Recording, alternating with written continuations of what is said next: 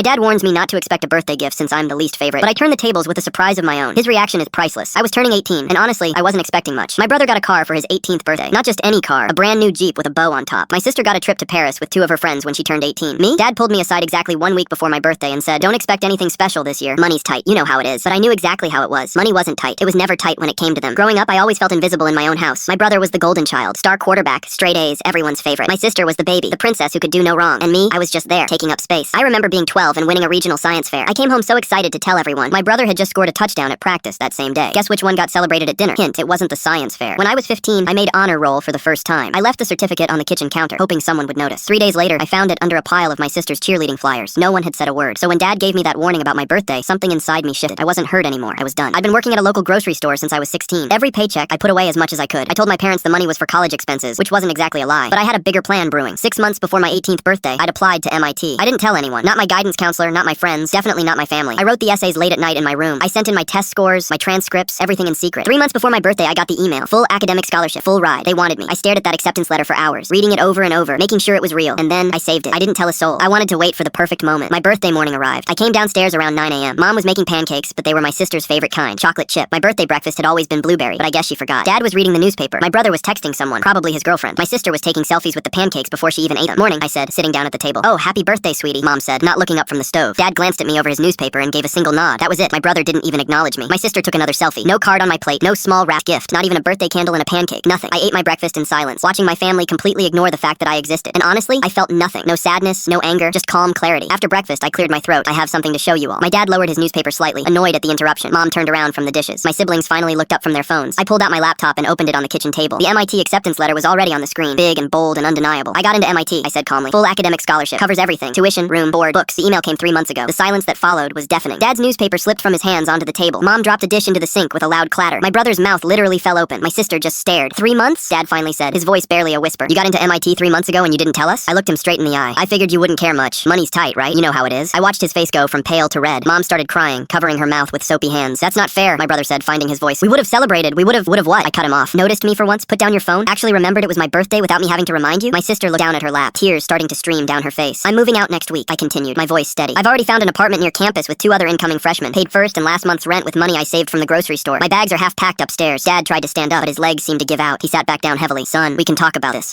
There's nothing to talk about," I said, closing my laptop. "I just wanted you to know that the kid you ignored, the one who wasn't worth a birthday gift, is going to MIT. Thought you should hear it from me before I disappeared." I stood up and walked toward the stairs. Behind me, I heard Mom sobbing openly now. I heard my sister whisper to my brother, "We really messed up. We really messed up." Yeah, they did. As I reached my bedroom door, I heard Dad call out my name. His voice cracked, but I didn't turn around. I had spent 18 years waiting for them to see me. Now I was done waiting.